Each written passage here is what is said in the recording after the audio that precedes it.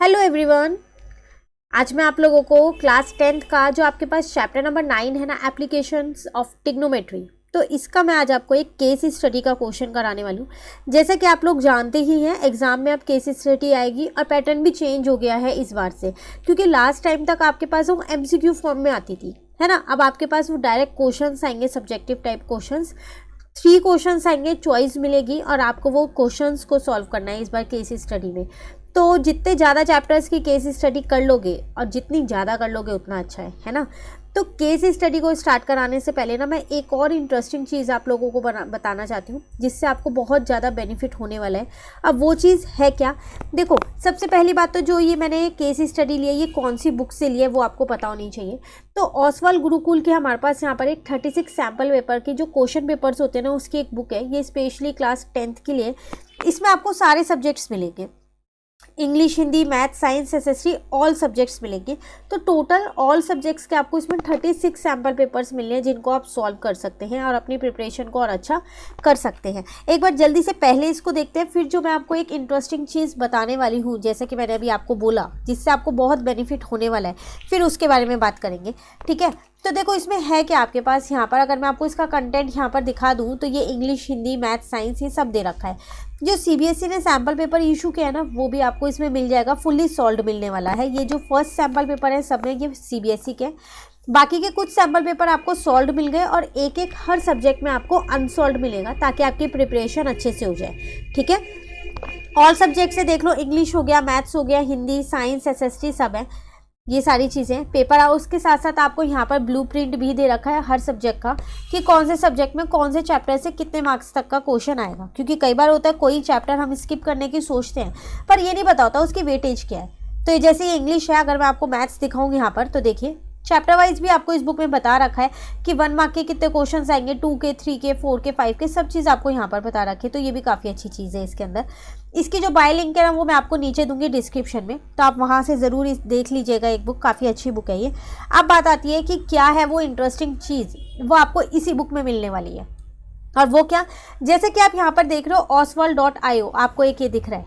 इस पर अब आप क्या कर सकते हो, ऑनलाइन सैम्पल पेपर्स को सॉल्व कर सकते हो।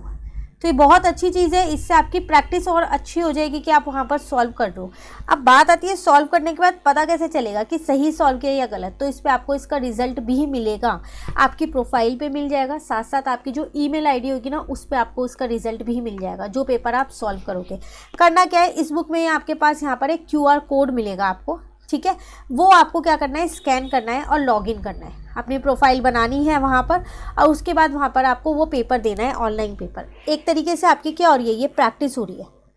नहीं हो रही प्रैक्टिस, तो आपको पता चलेगा कि अगर कोई एग्ज़ाम जब आएगा तो आप किस तरीके से उसको अटैम्प्ट कर पाओगे, चलेगा। तो ये बहुत अच्छी चीज़ है यहाँ पर। और साथ साथ आपको यहाँ पर आपका रिजल्ट भी बताया जाएगा कि क्या है, पूरा आपको यहाँ पर दिया जाएगा, आपकी ईमेल आईडी पे भी दिया जाएगा। इसके साथ साथ आपको जो आपने इसमें प्रोफाइल बनाई होगी ना, उस पर भी आपको मिल जाएगा। तो आप इसे ज़रूर ट्राई कीजिएगा, oswald.io ट्राई करके देखो, बहुत अच्छी चीज़ है ये, ठीक है। फिर भी अगर आपको इसमें कहीं भी लगता है ना डाउट कि नहीं हो पा रहा, तो आप मेरे से पूछ लीजिएगा कमेंट करके, मैं ज़रूर आपके वो डाउट्स क्लियर कर दूंगी। तो बुक के बाय लिंक मैं नीचे दूंगी डिस्क्रिप्शन में, वहाँ से देख लेना। जो ये QR कोड है, ये आपको बुक के अंदर ही मिलने वाला है, तभी आप ये ऑनलाइन टेस्ट दे पाओगे, ठीक है। आए वापसी, अब हम यहाँ पर आ जाते हैं। हमें क्या करना है, अपना केस स्टडी का क्वेश्चन करना है, जो कि बहुत इंपॉर्टेंट है, क्योंकि चैप्टर नंबर 9 आपको पता है वैसे ही बहुत इंपॉर्टेंट है ना। देखो यहाँ आपसे क्या कह रहे हैं, बिल्कुल ध्यान से समझिएगा। On one day a poor girl is looking for a lamp post for completing her homework, as in her area power is not there.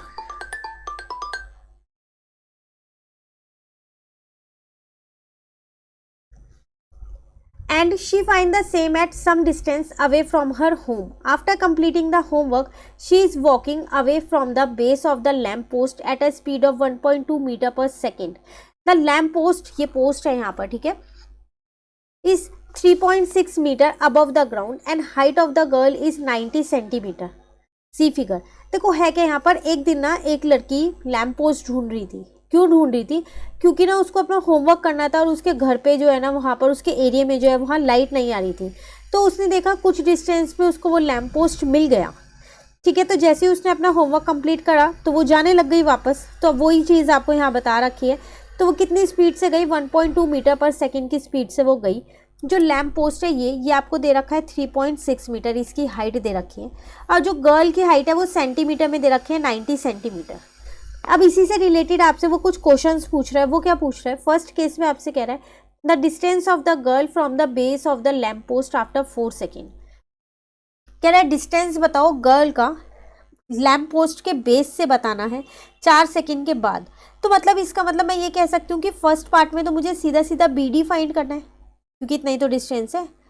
अब डिस्टेंस फाइंड करना है तो वो होता है टाइम इनटू में स्पीड, दोनों ही चीज़ आपको दे रखी है। टाइम आपको 4 सेकेंड दे रखा है, स्पीड आपको क्वेश्चन में यहाँ दे रखी थी 1.2, और देखो ये भी मीटर पर सेकेंड थी, तो कुछ चेंज करने की ज़रूरत ही नहीं है ना। तो ये आ जाएगा आपके पास यहाँ पर 4.8। क्लियर है ना यहाँ पर। तो चलो डिस्टेंस तो आपका यहाँ पर निकल गया, 4.8 मीटर निकल गया ये आपका, ठीक है। सेकेंड पार्ट में आपसे यहाँ पर क्या कह रहे हैं, the length of her shadow after 4 second. 4 second के बाद जो उसकी शेडो की लेंथ है वो बतानी है। तो इसका मतलब आप ये कह सकते हो इसमें आपको ई डी फाइंड करना है, ये तो उसकी शेडो की लेंथ है। तो अब सेकेंड पार्ट में इसको हम फाइंड कैसे करेंगे यहाँ पर, ई डी। तो आप क्या करो, सबसे पहली बात, जो आपके दो ट्राइंगल्स बन रहे हैं, एक आपके पास ट्राइंगल बन रहा है ए बी ई पूरा बड़े वाला, इसको सिमिलर कह सकते हो आप ट्राइंगल किसके, सी डी ई के। ये दोनों सिमिलर ट्राइंगल्स होंगे, ठीक है ना।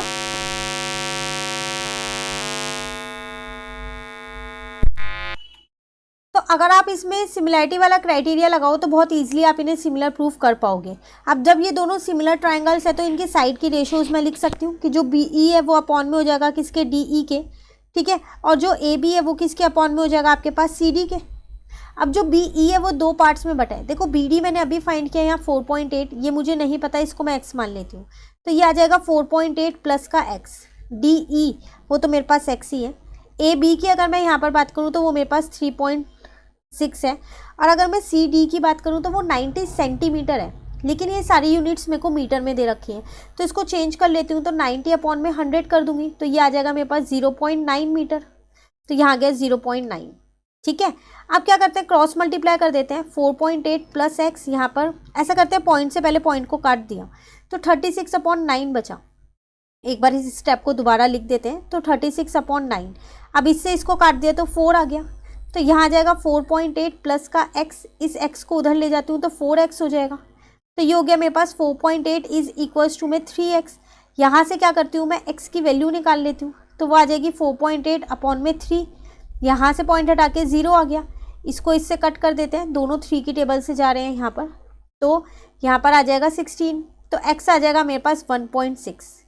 इसका मतलब length of her shadow after 4 second कितनी आ गई, 1.6 मीटर। क्लियर है। इसी के साथ एक और क्वेश्चन आपसे चॉइस में दे दिया है, सेकेंड वाले में रेशो बतानी है आपको, किसकी बतानी है, AC की, रेशो CE। अगर आप अपना AC देखो, पूरा AC, ये आपको यहाँ पर इस क्वेश्चन में AC नहीं पता, ठीक है, तो AC निकालना पड़ेगा, साथ के साथ CE भी नहीं पता आपको, दोनों ही चीज़ आपको यहाँ फाइंड करनी है। तो चलो इसको यहाँ पर फाइंड करते हैं। तो देखो आप कैसे करेंगे, तो आपको पता है कि जो आपका AE अपॉन में CE है वो किसके इक्वल हो जाएगा, आपका BE अपॉन में DE की। अभी मैंने बोला कि सिमिलर प्रूफ कर दिया था हमने, तो अब मैंने ये वाली साइड्स ले ली, उनकी रेशो ले ली, ठीक है।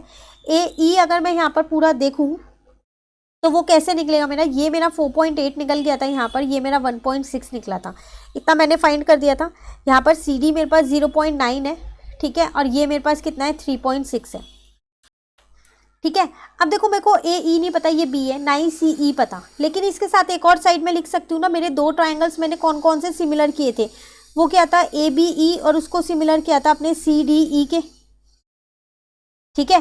तो तीसरी वाली साइड जो है वो मेरी क्या आएगी, यहाँ पर AB आ जाएगा, अपॉन में CD आ जाएगा। अभी मैंने एक चीज़ निकाली है यहाँ पर, वो क्या निकाली थी, ये जो दोनों थे ये किसके इक्वल थे, ये वाला, ये आपस में दोनों किसके इक्वल निकाले थे मैंने यहाँ पर, वो था मेरे पास 4.8 प्लस का x था, यही था ना, और अपॉन में मेरे पास x था।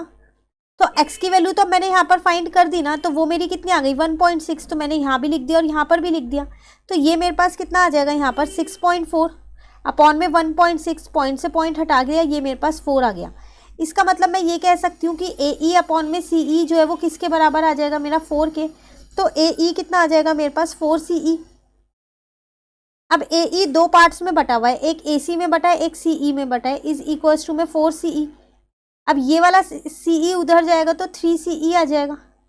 तो आपको क्या करना था, यहाँ पर ये सी है, ठीक है, तो अब आपको ए सी अपॉन में सी ई निकालना था, तो वो कितना आ जाएगा आपके पास 3 अपॉन में 1।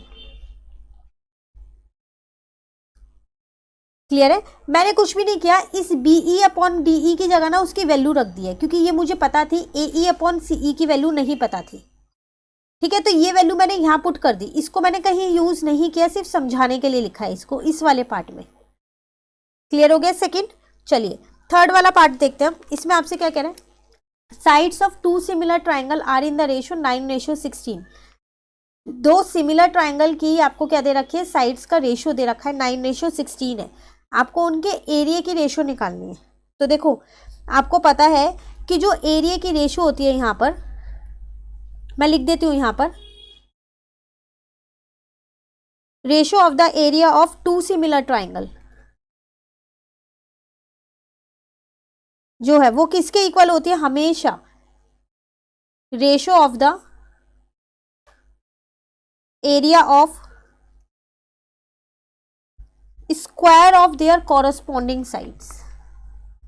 अब कॉरस्पॉन्डिंग साइड्स की मुझे रेशियो दे रखी है पहले से, सिर्फ उसका क्या करना है, मुझे यहाँ पर स्क्वायर करना है, इसका मतलब है ना, तो बस निकल जाएगी।